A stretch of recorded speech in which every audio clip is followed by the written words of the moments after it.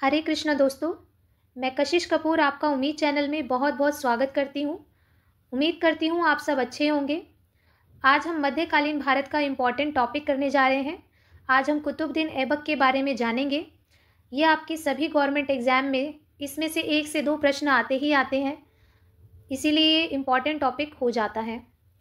इसके अलावा अगर आपको मेरी मेहनत अच्छी लगती है, मेरा समझाया हुआ आपको अच्छा लगता है, वीडियोज़ आपको अच्छी लगती हैं, तो आप नए आए हैं चैनल पे तो आप चैनल को ज़रूर सब्सक्राइब कीजिएगा और अगर आपको वीडियो अच्छी लगती है तो वीडियो को लाइक भी कीजिएगा।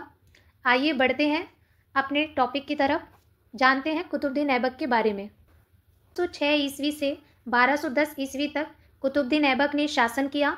लगभग 4 साल इसका शासन रहा है, लेकिन इसने अपने शासन 4 साल के छोटे से कार्यकाल में ही बहुत ही महत्वपूर्ण इम्पॉर्टेंट काम किए हैं। कुतुबुद्दीन ऐबक ने ही गुलाम वंश की स्थापना की थी। गुलाम वंश का पहला शासक कुतुबुद्दीन ऐबक था, आपको याद रखना है।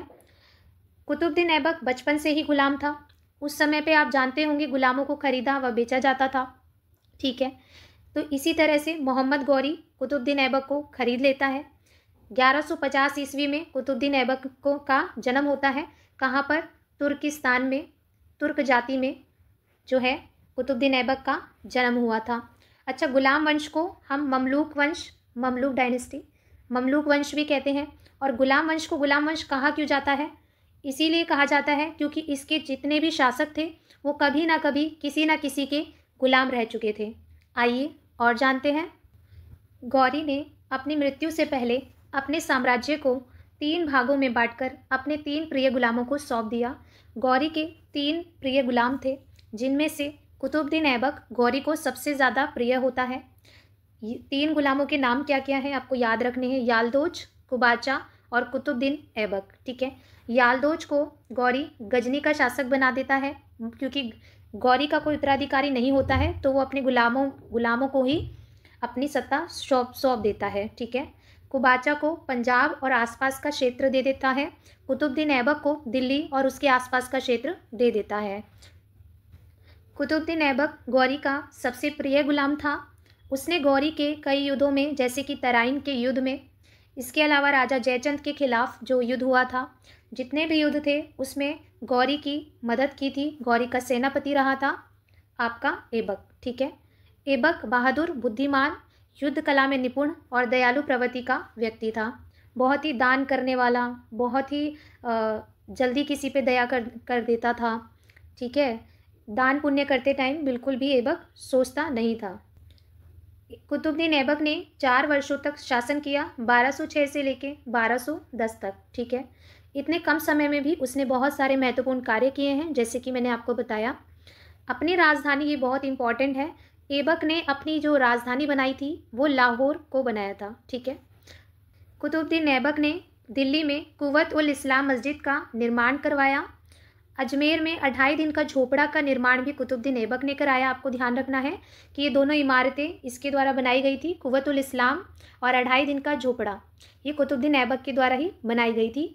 इसके अलावा कुतुबुद्दीन ऐबक ने गुरु बख्तियार काकी की याद में कुतुब मीनार की नींव रखी थी, लेकिन वो कुतुबुद्दीन ऐबक जो होता है वो उसकी केवल पहली ही मंजिल बनवा पाता है।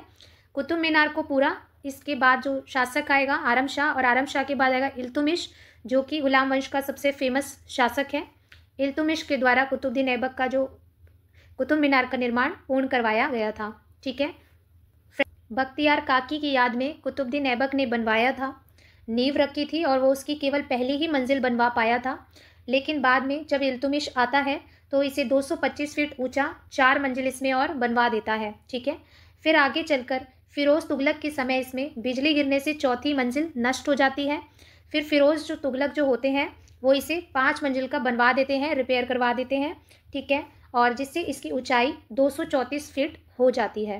पहले 225 फीट तक इल्तुमिश ने बनवाया, 9 फीट और ऊंचाई बढ़ जाती है और तुगलक इसको रिपेयर करवा के इसमें 1 मंजिल और ऐड करवा देते हैं, ठीक है।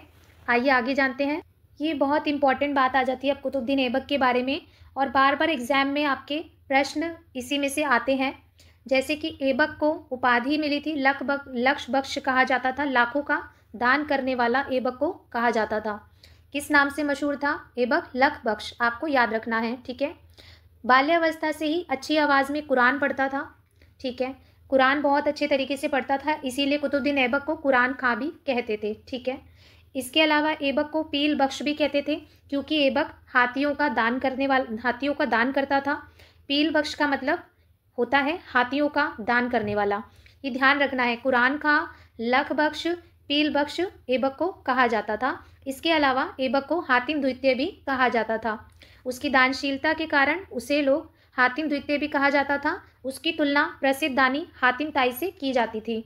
हातिम ताई एक 6ठी शताब्दी के बहुत बड़े दानी व्यक्ति थे। उन्हीं से ऐबक की तुलना करी जाती थी, इसीलिए ऐबक को हातिम द्वितीय भी कहा जाता था। इतनी बात आपको याद रखनी है। विद्यालय को नष्ट करने वाला भी कुतुबुद्दीन ऐबक का सहायक सेनानायक बख्तियार खिलजी था। बख्तियार खिलजी ने ही प्राचीन नालंदा विश्वविद्यालय को नष्ट किया था, ठीक है। इससे भी बहुत इंपॉर्टेंट क्वेश्चन आता है, कई बार आ चुका है एग्जाम में, कि कुतुबुद्दीन ऐबक ने कौन से 2 सिक्के चलाए थे। तो आपको याद रखना है, चांदी का टक्का ये कुतुबुद्दीन ऐबक ने चलाया था, और तांबे का जित्तल, ये 2 फेमस सिक्के कुतुबुद्दीन ऐबक के द्वारा ही चलाए गए थे। कुतुबुद्दीन ऐबक के दरबार में 2 प्रसिद्ध विद्वान भी रहते थे, जिन्होंने कई सारी रचनाएं की हैं। फ़क्र मुदब्बिर और हसन निज़ामी, ये 2 फेमस विद्वान कुतुबुद्दीन ऐबक के दरबार में ही रहते थे। ये आपको ध्यान रखना है, ये भी कई बार रिपीट हुआ है, ठीक है।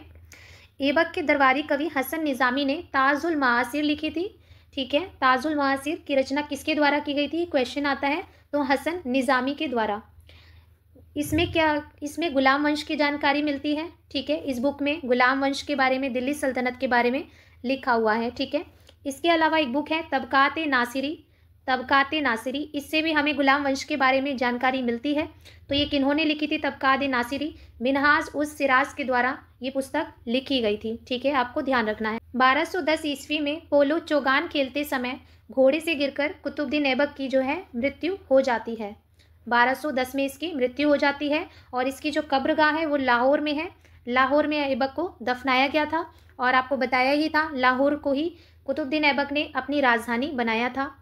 उसकी मृत्यु के 8 महीने बाद 8 महीने तक आरम शाह शासन करता है, और आरम शाह के बाद इल्तुमिश आता है। तो फ्रेंड्स, आज का वीडियो यहीं पे समाप्त होता है। आपको वीडियो कैसा लगा आप कमेंट बॉक्स में अपनी राय दीजिए, और अगर आपको मेरी मेहनत अच्छी लग रही है, मेरा काम पसंद आ रहा है, मेरा समझाने का तरीका आपको पसंद आ रहा है, तो कृपया आप वीडियो को लाइक कीजिए, और सब्सक्राइब तो ज़रूर से कीजिए। आपकी सपोर्ट की इस समय बहुत ज़रूरत है। अभी चैनल शुरुआत की है मैंने चैनल की, और आप सबके सपोर्ट की बहुत ज़्यादा ज़रूरत है मुझे। आप सब सपोर्ट करेंगे तभी मैं आपके लिए आगे ऐसे कंटेंट ला पाऊँगी। और वीडियो अच्छा लग रहा है तो आप लाइक कीजिए।